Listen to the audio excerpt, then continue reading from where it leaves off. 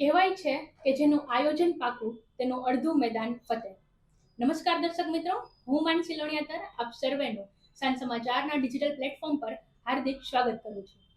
કોઈ પણ પરિસ્થિતિનો સામનો કરવા માટે સચોટ આયોજન હોવું ખૂબ જ અનિવાર્ય છે. તે ભલે પછી જીવનની પરીક્ષા હોય કે સ્પર્ધાત્મક પરીક્ષા. હાલ આપ સૌ જાણતા જ હશો કે ગુજરાત સરકાર દ્વારા અનેકવિધ સરકારી ભરતીની જાહેરાત કરવામાં આવી છે. ત્યારે આપના પરિવારના ઉજ્જવળ ભવિષ્ય માટેનો એકમાત્ર માર્ગ એટલે સચોટ રણનીતિ સાથે મળતું યોગ્ય દિશામાં માર્ગદર્શન. સામાન્ય રીતે વિદ્યાર્થીઓ એવું જ વિચારતા હોય છે કોઈ પણ પરીક્ષાની તૈયારી કરવા ટાઈમે કે કેટલું વાંચન કરવું, પરંતુ આ સ્પર્ધાના યુગમાં સૌથી મહત્વનું છે કેવી રીતે વાંચન કરવું. અને આ કેવી રીતે વાંચન કરવું તેનો જવાબ માત્ર અનુભવ પરથી જ આપી શકાય છે. એવું કહેવાય છે કે અનુભવ એ દુનિયાની સૌથી મોટી પાઠશાળા છે, અને આ જ પાઠશાળાના એક અનુભવી શિક્ષક એટલે મિસ્ટર દિનેશ કણેત હાલ આપણી વચ્ચે ઉપસ્થિત છે. તો મિસ્ટર દિનેશ કણેત, હું માનસી સાંજ સમાચારના ડિજિટલ પ્લેટફોર્મ પર આપનું હાર્દિક સ્વાગત કરું છું. Thank you very much. અને સાંજ સમાચારનો ખૂબ ખૂબ આભાર કે આ મને જે કોઈ મારું જ્ઞાન છે સ્પર્ધાત્મક પરીક્ષા રૂપી કે ઉમેદવાર સુધી પહોંચાડવા માટેની તક આપી. ફરી એક વખત સાંજ સમાચારનો ખૂબ ખૂબ આભાર. સૌપ્રથમ તો મિસ્ટર દિનેશ કણેત, આપના વિશે અને આપના શૈક્ષણિક અનુભવ વિશે અમારા દર્શક મિત્રોને થોડીક માહિતી આપો. એમ તો 2016થી જે છે એ સ્પર્ધાત્મક પરીક્ષાના યુગમાં છે. આપણા ધ્યાનમાં હશે કે રાજ્ય સરકાર શ્રી દ્વારા સ્પીપા નામનું એક કેન્દ્ર ચાલે છે, Sardar Patel institute of public administration. ત્યાં સ્પીપા ડીટીસીથી મેં એઝ અ લેક્ચરની જર્ની શરૂ કરી. એ દરમિયાન સરકારશ્રીની જે છે એ લગભગ 7થી 8 જેટલી પરીક્ષાઓ આ જર્નીમાં મેં પાસ કરી. એમાં PGVCL junior assistant, Vadodara municipal કોર્પોરેશનમાં, ત્યારબાદ જીપીએસસીની 4થી 5 મેં મેન્સ પરીક્ષાઓ આપી. અને અલગ અલગ જે છે એ પોલીસ હેડક્વાર્ટર ખાતે જે છે એ એક એનજીઓ છે, સુરક્ષા સેતુ સોસાયટી, ત્યાં એઝ અ લેક્ચરર તરીકેની ફરજ. સૌરાષ્ટ્ર યુનિવર્સિટી અથવા તો નરસિંહ મહેતા યુનિવર્સિટીમાં જે કોઈ કોચિંગ ઇન્સ્ટિટ્યૂટ માટેના જે વર્ગો ચાલતા હોય, જેમ કે કરિયર કાઉન્સેલિંગ માટેના, એમની સાથે એંગેજમેન્ટ. એની સાથે સમાજકીય દ્રષ્ટિકોણથી ઘણા બધા કોચિંગ વર્ગો ચલાવવામાં આવતા હોય છે. જેમ કે પાટીદાર સમાજ હોય છે, રબારી સમાજનું નેક્ટ નામનું ભવન ચાલતું હોય છે, આહિર સમાજ માટે ક્રિષ્ના ફાઉન્ડેશન ચાલતું હોય છે, એસસી સમાજ માટે ક્ષમતા ફાઉન્ડેશન ચાલતું હોય છે. એ એક લોંગ જર્ની 2016થી એઝ અ લેક્ચરની શરૂ કરી અને ટીલ ટાઈમ હજી સુધી એ કાર્યરત છે. આ દરમિયાન લગભગ 1.5 લાખ કરતાં વધારે ઉમેદવારોને પ્રત્યક્ષ કે પરોક્ષ માર્ગદર્શન આપ્યું છે.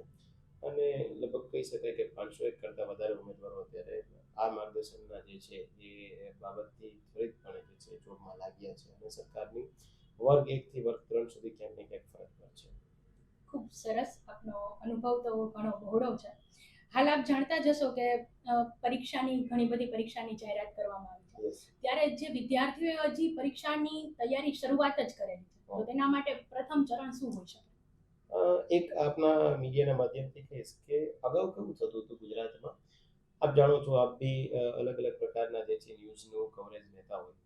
ગુજરાત છે ને એ થોડું બિઝનેસ પ્રકારનું માઇન્ડ ધરાવનારું છે કે ભાઈ એમના પિતાશ્રી જે છે કોઈ XYZ ધંધા સાથે સંકળાયેલા છે, તો એમનું સંતાન પણ એ જ સંકળાયેલું હોય. કોન્સેપ્ટ બિહારમાં એવો હતો. આપ ક્યારેક જે છે એ ઓવરવ્યૂ લો તો મેજોરિટી તમને જે સરકારશ્રીના જે ક્લાસ 1-2 અધિકારી જોવા મળતા હોય એ તમને યુપી બિહારના લોકો જોવા મળે. ત્યાં એજ્યુકેશનનો રેશિયો ઓછો છે, છતાં એ ટ્રેન્ડ ધીરે ધીરે હવે ગુજરાતમાં જોવા મળે છે. એવા ઘણા બધા માતા પિતાઓ છે કે જે 11-12મા ધોરણમાં એમનું સંતાન ભણતું હોય ત્યારથી જે આવી સ્પર્ધાત્મક પરીક્ષાની તૈયારી કરવા માટે થઈ એમને છૂટ આપે છે. તો મતલબ હાલના તબક્કામાં સરકારશ્રીની એક પારદર્શકવાળી નીતિ, આપના માધ્યમથી જે છે ઉમેદવારોને હું એ પણ જણાવીશ કે ભાઈ સરકારશ્રી જે છે એ એકદમ પારદર્શકવાળી ભરતી કરે છે. આપના મીડિયાના દર્શકોને પણ હું જણાવીશ કે કોઈ નિભાવુ તત્વ જ્યારે આપની સામે આવે તો પ્લીઝ ત્યાંથી એમને સ્ટોપ કરવો. કારણ કે માર્કેટમાં આપ સમજો છો કે ભાઈ આ બધું વર્ચ્યુઅલ મીડિયા હોય, સોશિયલ મીડિયાના લીધે એકબીજાનો કોન્ટેક્ટ થતો હોય અને ઘણી વખત આપણે સાયબર ફ્રોડના શિકાર થતા હોય, તો એ ન થવું એની પણ તકેદારી રાખવી જોઈએ. પણ 2000 જે છે એ 25નો એન્ડ સરકારશ્રીએ ઓલરેડી 13,000 કરતાં વધારે ભરતીઓની જાહેરાત પોલીસમાં આપી દીધેલી છે. આ જ્યાં સુધી હું અને તમે જે છે એ ઇન્ટરવ્યૂ જે છે આપણે કન્ડક્ટ કરી રહ્યા છે એ દરમિયાન આજના જ દિવસમાં સરકારશ્રીએ જે છે એ વાયરલેસ પીએસઆઈ અને વાયરલેસ પીએસઆઈ સિવાયની જે જગ્યાઓ છે, જે ટેકનિકલ પીએસઆઈ કહેવાય, એમની 800 કરતાં વધારે જગ્યાઓ નોટિફિકેશન આજે આપ્યું. આપના માધ્યમથી હું બીજા ઉમેદવારોને પણ એ કહીશ કે 2026માં સરકાર આના સિવાયની 15 થી 20 હજારની ભરતીઓ વહીવટી કચેરીમાં, પંચાયત કચેરીમાં અને જીપીએસસી ક્લાસ 1-2ની ભરતી થવાની છે. તો ઉમેદવારો પાસે 2026ના એન્ડ સુધીમાં ઓછામાં ઓછા 30,000 કરતાં વધારે જગ્યાઓ જે છે એના માટેની એક અમૂલ્ય અથવા તો વિપુલ તક છે. જો ઉમેદવાર અત્યારથી જ પ્રિપેરેશન કરે, સારા સ્ત્રોત લે, સારું ગાઈડન્સ મેળવે અને તો ટુ ધી પોઈન્ટ પ્રિપેરેશન કરે તો ડેફિનેટલી એમને 4-6 મહિનામાં એક સરકારી નોકરી જે છે એ અવશ્ય પ્રાપ્ત થઈ શકે. આ અમારા અનુભવનો નિચોડ જે છે એ કહી રહ્યો છું આપને.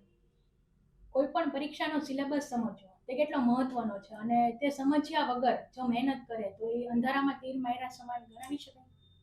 આપનો ક્વેશ્ચન બહુ સારો છે. સામાન્ય રીતે ઉમેદવાર ઘણીવાર પરિણામ સુધી ન પહોંચી શકતો હોય. એના 2-4 રીઝન મેં મારા લેક્ચરની જર્ની દરમિયાન ફાઇન્ડ આઉટ કર્યા. પહેલું તો એક એ છે કે ઉમેદવાર જે છે મલ્ટિપલ પ્રકારની પ્રિપેરેશન કરતો હોય. મતલબ ગુજરાત સરકારની જે ભરતીઓ આવતી હોય એની પ્રિપેરેશન કરે, એની જોડે જોડે કેન્દ્ર સરકારની ભરતીઓ આવતી હોય એના કારણે.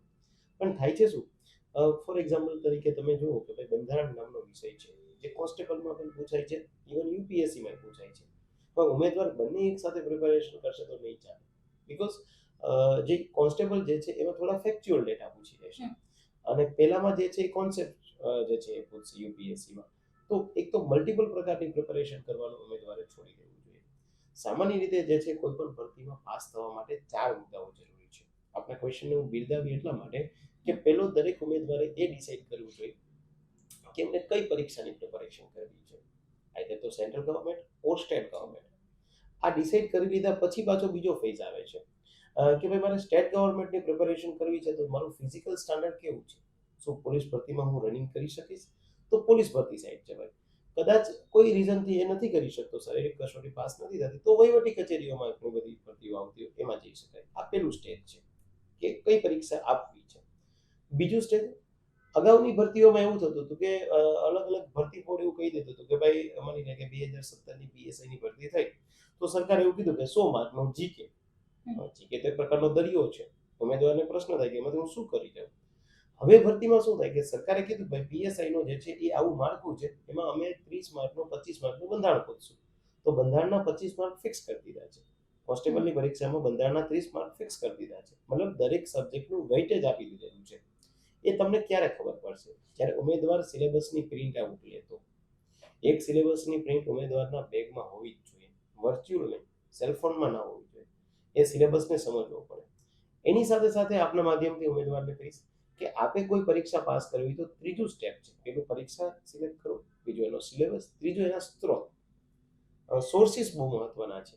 બીકોઝ ઉમેદવારે સારું જે છે એ કોન્સેપ્ટના આધારે પ્રિપેરેશન કરશે તો એ પાસ થવાની સંભાવના છે. ઘણા બધા ઉમેદવારો માત્ર ભરતીમાં ફોર્મ ભરવાથી જ જે છે એ સંતોષ માની લેતા હોય છે. આ નહીં કરવા. હવે સ્ત્રોત કેવા હોવા જોઈએ, સરકારી જ હોવા જોઈએ. એનસીઆરટીના પુસ્તકો, જીસીઆરટીના પુસ્તકો, યુનિવર્સિટી ગ્રંથ નિર્માણ બોર્ડના પુસ્તકો, માહિતી ખાતાના પુસ્તકો, તમિલનાડુ બોર્ડના પુસ્તકો. એ કોના આધારે નક્કી થઈ શકે, એમને કઈ પરીક્ષા નક્કી કરી છે, એનો સિલેબસ શું છે, એ બેઝ ઉપર એ ડિસાઇડ કરી શકે. અને ચોથું મસ્ટ બી છે કન્સિસ્ટન્સી. ઉમેદવાર પાસ નથી થતો એનું પહેલું રીઝન છે કે પ્રોપર સિલેબસને વાંચતો નથી. બીજું રીઝન છે કે કન્સિસ્ટન્સી નથી રાખતો. 2 મહિના પ્રિપેરેશન પીક ઉપર લઈ જાય, પાછો 1 મહિનો જે છે એ માઇનસમાં જતી રહે.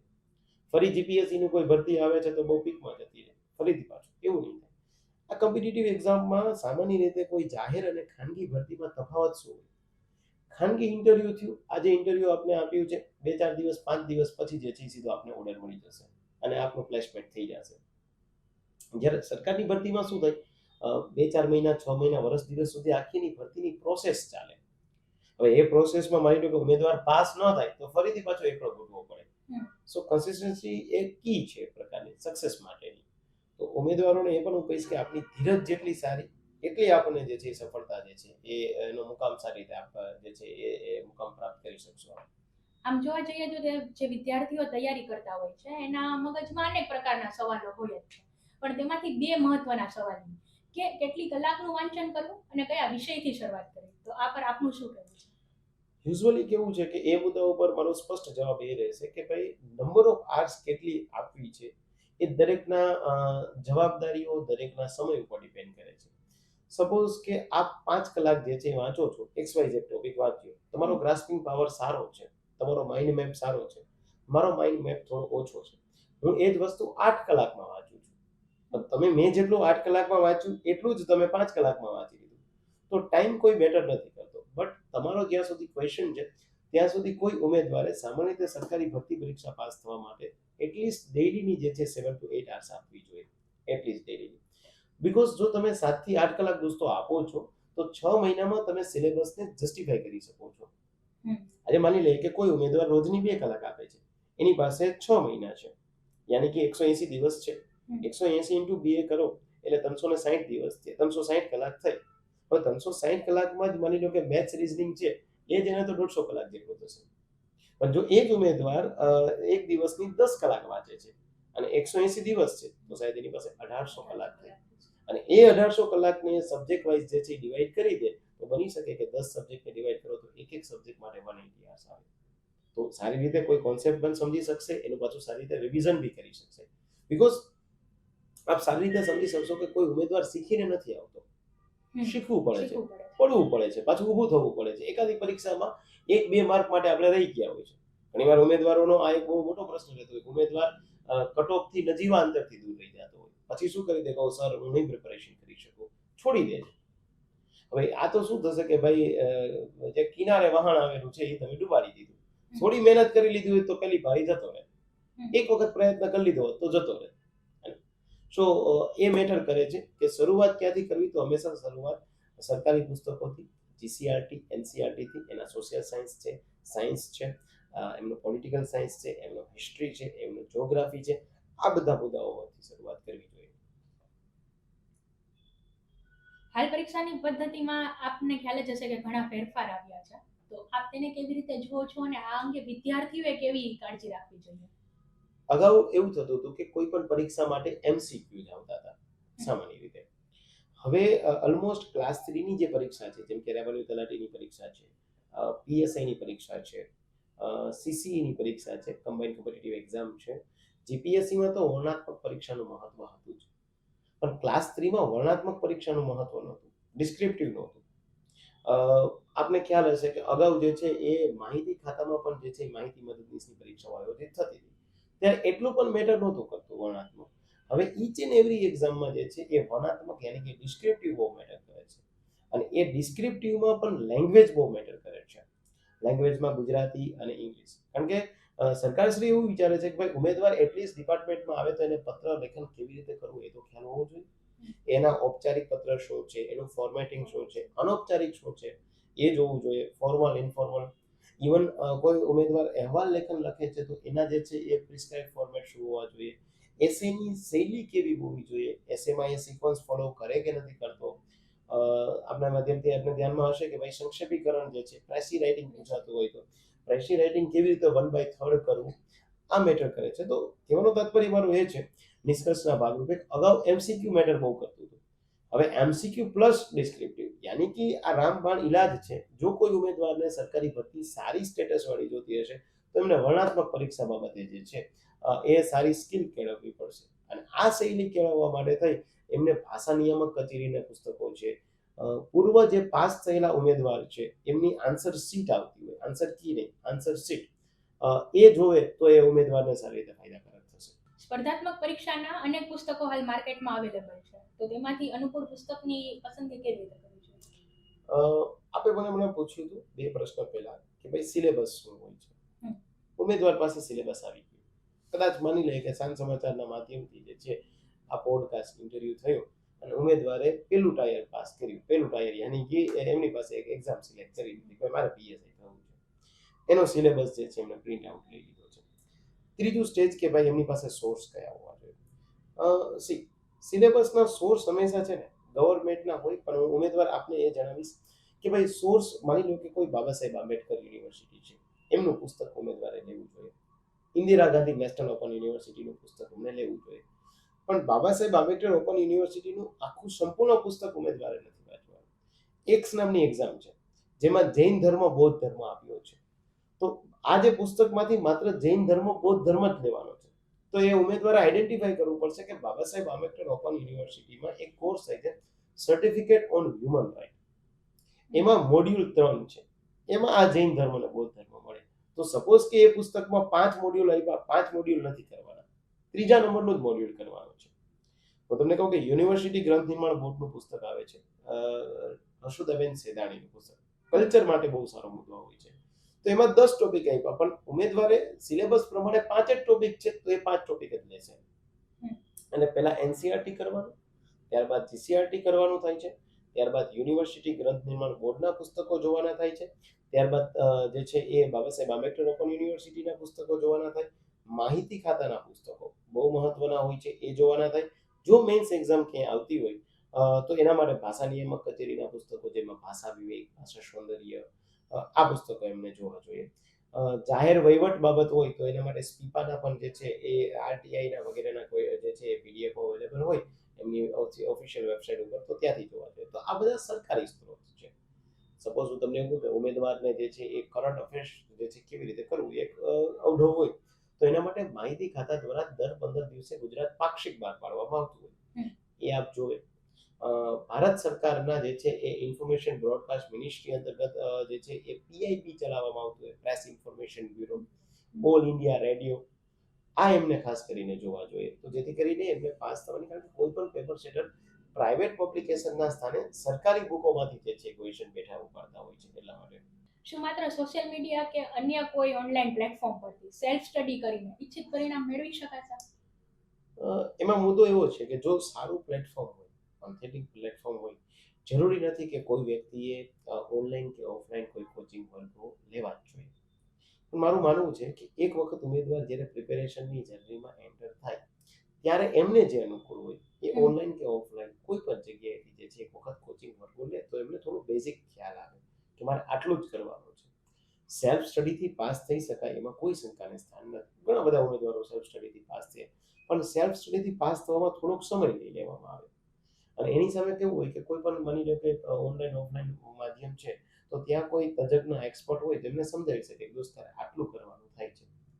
ઇવન સેલ્ફ સ્ટડીથી આપણને આપણું સેલ્ફ એવોલ્યુશન ના થાય, આપણી મિસ્ટેક આપણને ખ્યાલ ના પડે. જ્યારે કોઈ જગ્યાએ એનો એક્સપર્ટ છે, કોઈ મેન્ટરશિપ હોય, તો એનો મેન્ટર એને સમજાવી શકે, એ ઓલરેડી એક્સપર્ટ છે, ક્વોલિફાઈ થયેલો છે, કે દોસ્ત તારી આ ભૂલ છે, આ ન કરતો તું. ફોર એક્ઝામ્પલ તરીકે કોઈ એક્સ નામની પરીક્ષા હોય છે, માની લો કે હું તમને એવું કહું છું કે ભાઈ જીપીએસસી દ્વારા હમણાં એક માહિતી ખાતામાં નાયબ નિયામકની ભરતી બહાર પાડવામાં આવેલી છે. હવે માહિતી ખાતામાં કોઈ ફોર્મ ભરવા જાય છે કે જેમને માસ્ટર કરેલું છે જર્નલિઝમમાં, હવે એ ઉમેદવાર સેલ્ફ સ્ટડી કરે છે, મેથ્સનો પોર્શન છે, એમાં જીઓમેટ્રી ક્યાંય આપેલો નથી, તો એ કોઈ જગ્યાએ મેન્ટરશિપ લેશે તો એને ખબર પડશે કે મારે જીઓમેટ્રી નથી કરવાની, અન્યથા એ જીઓમેટ્રી કરવા પડશે. કોઈ વ્યક્તિ જીપીએસસીની એસટીઆઈની પરીક્ષાની જે પ્રિપેરેશન કરે છે, સેલ્ફ સ્ટડી કરે, સારી વાત છે, પણ એ ભારતનું બંધારણ ભણશે ત્યારે નાગરિકતા વિશે ભણશે, જે નાગરિકતા નામનો ટોપિક જે એકચ્યુઅલમાં સિલેબસમાં નથી. આ બેનિફિટ થાય છે. બાકી સેલ્ફ સ્ટડી કરે તો કોઈ ચિંતા નથી, પણ વર્ચ્યુઅલમાં પણ ઘણા બધા ફ્રોડ થતા હોય છે. તો ઉમેદવારે ખાસ કરીને આપણા માધ્યમથી એ કહું છું કે સંભાળી જોઈ જાણી અને પ્રોડક્ટ લેવી. વર્ચ્યુઅલ પ્લેટફોર્મ પણ બેસ્ટ છે, તમે ઘરે બેઠા જે છે પોતાની પ્રિપેરેશન કરી શકો છો. જે છે ગણિત ગાઈડન્સ નામે જે છે એ મારી ટેલિગ્રામ ચેનલ છે, એમાં જે છે કોઈ ઉમેદવારોને ત્યાં અમે નોટિફિકેશન મૂકતા હોય છે, કોઈ પણ નવી ભરતી બાબતનું ઓથેન્ટિક હોય તો જ મૂકતા હોય છે. તો આપ ઉમેદવારો જે છે ગણિત ગાઈડન્સ નામના ટેલિગ્રામ ચેનલમાં પણ જે છે એ જોડાઈ શકે છે, જ્યાં ઓથેન્ટિક બાબતો જ અમે મૂકીએ છીએ. વાંચન તો બધા કરતા હોય છે, પણ વાંચન અને રિવિઝન વચ્ચે કેવી રીતે તાલમેલ રાખવો અને આ સાથે મોક ટેસ્ટનું શું મહત્વ છે? એકચ્યુઅલમાં વાંચનમાં કેવું કરવું જોઈએ કે ભાઈ ઉમેદવાર પાસે એક દિવસમાં XYZ કલાક છે, 6 કલાક છે, તો એને 2 સબ્જેક્ટ વાંચવા જોઈએ. કે 6 કલાકમાંથી એક હું 3 કલાક થિયરીનો સબ્જેક્ટ વાંચું, એક હું કોઈ પ્રેક્ટિકલ વાંચું. થિયરી યાની કે હું હિસ્ટ્રી જ્યોગ્રાફી વાંચું, પ્રેક્ટિકલ યાની હું જે maths reasoning Gujarati English grammar જે મેટર કરતું હોય એ કરું. એટલે આ રીતે કે ભાઈ હું સપોઝ કે 3 કલાક જે છે એ બંધારણ વિશે હું વાંચું છું, તો જ્યાં સુધી બંધારણ પૂરું ના થાય ત્યાં સુધી રોજની 3 કલાક બંધારણ જ કરીશ. 3 કલાક હું મેથ્સ જ કરીશ, ભલે 30 દિવસ થાય. 30 દિવસના અંતે રોજની 3 કલાક કરી હશે તો 90 કલાકનું મેથ્સ પતી જશે. અંદરથી એને સારો એવો જે છે અવાજ આવશે કે ના હવે તમારે જે છે એ મેથ્સ કમ્પ્લીટ થઈ ગયું, યાની કે તમારો સેલ્ફ કોન્ફિડન્સ જે છે બિલ્ડઅપ થશે. જ્યાં સુધી તમારો ક્વેશ્ચન રિવિઝન નો છે, રિવિઝન માટે સાયકોલોજીકલ સ્ટડી થયું હતું, રિવિઝન પહેલા દિવસે જે વ્યક્તિએ વાંચ્યું હોય એ ત્રીજા દિવસે વાંચે, એ જ 7મા દિવસે વાંચે, એ જ 15મા દિવસે વાંચે અને એ જ 31મા દિવસે વાંચે. ડેમ શ્યોરિટી સાથે કહું કે ઉમેદવારને યાદ રહી જશે. ઉમેદવાર ભૂલ શું કરે, પહેલે જ વખત વાંચે ત્યારે જ એવું વિચારે કે નરસિંહ મહેતા છે કે નરસિંહ વ્યાસ છે. એને એવી એક્સપેક્ટેશન જાગે કે મને પહેલી જ વખતમાં યાદ રહી જાય. પહેલી વખત વાંચશે ત્યારે એને થોડું કન્ફ્યુઝ થશે કે નરસિંહ મહેતા હશે કદાચ. ત્રીજા દિવસે જ્યારે વાંચશે ત્યારે કન્ફર્મ કરે હા નરસિંહ મહેતા કન્ફર્મ છે. પણ 7મા દિવસે વાંચે ને ત્યારે પાછો કન્ફ્યુઝ થશે કે નરસિંહ મહેતા તળાજા કે જુનાગઢ. થોડો કન્ફ્યુઝ. 15મા દિવસે કન્ફર્મ થઈ જશે હા તળાજાનું મહત્વ આવું છે, જુનાગઢનું મહત્વ આવું છે. 31મા દિવસે એની કૃતિ સાથે આવડી જશે. હવે આ ક્યારે થયું જ્યારે 5 વખત એમને રિવિઝન કર્યું ત્યારે. ઉમેદવાર શું કરે પહેલા જ દિવસે પહેલી જ વખત એક્સપેક્ટેશન રાખે મને બધું યાદ રહી જાય. આવું કોઈના કેસમાં નથી થતું. કારણ કે વ્યક્તિ જે છે ને એ નરેન્દ્રનાથ જન્મે, વિવેકાનંદ નો જન્મે, એના આટલા સારા કાર્યો થયા ને એટલે આપણા માટે આઈડિયલ થયા. તો પણ અત્યારે કોઈ ઉમેદવાર છે એને અધિકારી બનવું હશે તો એને પરસેવો પાડવો પડશે, રિવિઝન કરવું પડશે. પરીક્ષાના છેલ્લા 1 મહિનાની રણનીતિ કેવી હોવી જોઈએ? ઉમેદવારો ભૂલ એ કરતા હોય કે છેલ્લા 1 મહિનામાં એ રિવિઝન કરવાના બદલે નવું કંઈક વસ્તુ ગ્રહણ કરવાના પ્રયત્ન કરે. એટલે કેવી રીતે? માની લે કે પીએસઆઈ ની પરીક્ષા જે છે એ ટેન્ટેટિવ એપ્રિલ મહિનામાં 2026 માં આયોજિત થવાની છે. અત્યારથી ઉમેદવાર પાસે એટલીસ્ટ નહીં તો 2-3 મહિના જેવો સમય છે. તો 2-3 મહિનામાં એને સિલેબસ પ્રમાણેના બધા ટોપિકને જે છે યોગ્ય રીતે યોગદાન આપી દેવું જોઈએ. છેલ્લા મહિનામાં અગાઉ જે વાંચ્યું છે એનું જ રિવિઝન કરવાનું થાય છે, નવા ટોપિક નહીં લેવાના. જેમ કે ઇતિહાસ વિષયમાં 5 ટોપિક આપેલા હોય, એમને 3 ટોપિક થયા છે, 2 ટોપિક નથી થયા. ઇટ્સ ઓકે, કોઈ ચિંતા ન કરો. 3 વિષય જે ટોપિક થયા છે એને જ ફરી રિકોલ કરો. શું કામ? કારણ કે પેલો ચોથો ને 5મો ટોપિક થયો જ નથી, એ નવેસરથી ઉપાડવો પડશે. એનાથી શું થશે કે એનો કોન્ફિડન્સ લેવલ જે બિલ્ડઅપ થતો હશે એ થોડો નેગેટિવમાં જતો રહેશે. એટલે છેલ્લા દિવસોમાં હંમેશા કરંટ અફેર્સ કરવું, પીવાયક્યુ સોલ્વ કરવા, મોક ટેસ્ટ આપવી, ઓથેન્ટિક જે હોય તે, અને તમારું જે વાંચેલું છે એને જ રિકોલ કરવું, પણ નવું કંઈ ન લેવું જોઈએ. આજના યુવાનો સોશિયલ મીડિયાથી બહુ વધારે કનેક્ટેડ હોય છે, તો વાંચન સમયે ડિજિટલ ડિટોક્સ કેટલું મહત્વનું છે કે કેટલું જરૂરી છે? જો ઉમેદવારને બેલેન્સ કરતા આવડે, ટાઈમ મેનેજમેન્ટ કરતા આવડે કે ભાઈ મારે ડિજિટલી કેટલો સમય આપવો છે અને કેટલો સમય મારે ઓફલાઈન આપવો છે. ફોર એક્ઝામ્પલ તરીકે 6 કલાક કોઈ ઉમેદવાર રીડિંગ માટે ફાળવે છે એની સમયની જરૂરિયાત મુજબ, તો એવું કરી શકાય કે 2 કલાક વર્ચ્યુઅલી જે છે એ કોઈ લેક્ચર અટેન્ડ કરે, 2 કલાક કોઈ સારી એવી જે છે યુટ્યુબનો લેક્ચર્સ છે કે જે મેગા મેરેથોન છે એ જોઈ લે. રિમેનિંગ 4 કલાક જે છે એનું જ પાછું રિવિઝન કરી લે. એકદમ ઓનલાઈન બી જરૂરી નથી ને એકદમ ઓફલાઈન જરૂર નથી, બેયનું કોમ્બિનેશન જે છે એ જરૂરી છે. એટલે ખાસ કરીને ડિજિટલી જે છે ટોટલી જવાથી શાયદ બની શકે કે શારીરિક રીતે નુકસાન થાય, આંખને નુકસાન થાય, અને બીજું કે સાવ જે છે એ ઓફલાઈન જ જવાથી કદાચ બની શકે કે દુનિયાની જે પહેલો છે એ આપણે તેનો જાણી શકીએ, પણ ડિજિટલી જોવું પડે. ફોર એન એક્ઝામ્પલ તરીકે આપણા માધ્યમથી કહીશ કે ભાઈ હમણાં જ મેં સાંજ સમાચારમાં જે છે એ હું ડેઈલી સાંજ સમાચાર જે છે એ રૂટીનમાં વાંચતો હોઉં છું કે ભાઈ યુએસના પ્રેસિડેન્ટે જે છે એ વેનેઝુએલાના પ્રેસિડેન્ટની ધરપકડ કરી. એ આપણા માધ્યમથી જ મને ખ્યાલ આવ્યો. તો એમાં તમે ક્યાંક ને ક્યાંક વેનેઝુએલા પ્રેસિડેન્ટ બાબતે એક આખો જે છે આર્ટિકલ લખેલો હશે કે પ્રેસિડેન્ટ કયા પક્ષ સાથે સંકળાયેલા હતા, શું કામ, ઉમેદવાર માટે શું જરૂરી છે કે આ મેટર શું કામ ઉદ્ભવી, એને 360 ડિગ્રીથી વિચારવું પડશે કે ભાઈ યુએસ પ્રેસિડેન્ટ સાચા છે કે વેનેઝુએલા પ્રેસિડેન્ટ સાચા છે. એવું પાછું લોમાં યુનાઇટેડ નેશનના જે છે એ લોમાં શું કહેવામાં આવે, શું આવી રીતે અમેરિકન રાષ્ટ્રપતિ વેનેઝુએલાના રાષ્ટ્રપતિની ધરપકડ કરી શકે? ક્યાંક આંતરરાષ્ટ્રીય કાયદાઓનું ઉલ્લંઘન તો નથી થયું ને? આમાં કયો આંતરરાષ્ટ્રીય કાયદો લાગુ પડે છે? એમાં ભારતનું સ્ટેન્ડ શું છે? ચલો એ બંને દેશ છે તો ભારતને કઈ લાગે વળગે છે? વેનેઝુએલા જે છે તેલના ભંડારો છે, તો એનાથી શું આપણી ઓઇલની કિંમતોમાં કઈ પ્લસ માઇનસ થવાનું છે? ઉમેદવારે આ ખાસ જોવું પડે. મતલબ આ જે 360 ડિગ્રીનો એપ્રોચ છે ને એ જ એને અધિકારી બનાવી શકે. હાલ વિદ્યાર્થીઓમાં ધીરજનો અભાવ જોવા મળતો હોય છે કે સફળતા ન મળે, પહેલી વખતમાં સફળતા ન મળે તો નિરાશ થઈ જાય, તો આ પર તેને પ્રોત્સાહિત કરવા આપનું શું કહેવું છે? જો એક વસ્તુ છે, હું એવું કહું છું કે કોઈ દિવસ મોટિવેશન જોતું હોય, ધીરજનો અભાવ જોતો હોય, એવું કોઈ ઉમેદવારમાં હોય, તો યુટ્યુબ કે સોશિયલ મીડિયાના પ્લેટફોર્મ પર જે છે કોઈ મોટિવેશન વિડીયો કે રીલ્સ જોવા કરતા ઘરેથી મા બાપ હોય એને જ જોઈ લે ને, તો એની તમામ પ્રકારના જે છે મુદ્દાઓ જે આ ડિમોરલાઇઝેશનના સ્ટેજ ઉપર જતા હોય શાયદ અત્યારે કોઈ એવો શિક્ષક છે જે સરકારી શિક્ષક છે, આપણી આજુબાજુમાં હોય વાતો સરકારી શિક્ષક તરીકે રિટાયર્ડ થયા છે, 1 લાખ રૂપિયા પેન્શન આવે છે, વાહ કેટલું સારું છે. પણ તમે એ જોયું કે એ સરકારી શિક્ષક આજથી 40 વર્ષ પહેલા જ્યારે ડ્યુટી પર લાગ્યા હશે ત્યારે એનો પગાર કેટલો હશે? બહુ જૂજ માત્રામાં.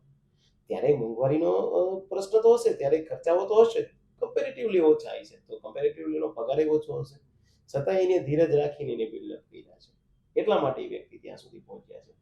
તો જે તે ઉમેદવાર એના પેરેન્ટ્સની જ પરિસ્થિતિનું છેલ્લા 30 વર્ષનું વિવરણ કરી લે કે ભાઈ મારા પપ્પા અહીંયા સુધી પહોંચ્યા છે, મારા મમ્મી અહીંયા સુધી પહોંચ્યા છે, એમની લાઈફમાં ઘણું બધું સ્ટ્રગલ કર્યું હતું.